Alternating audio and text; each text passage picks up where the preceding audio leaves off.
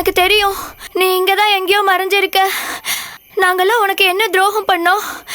ஏன் எங்க எல்லாத்தையும் இப்படி துரத்திக்கிட்டு இருக்க?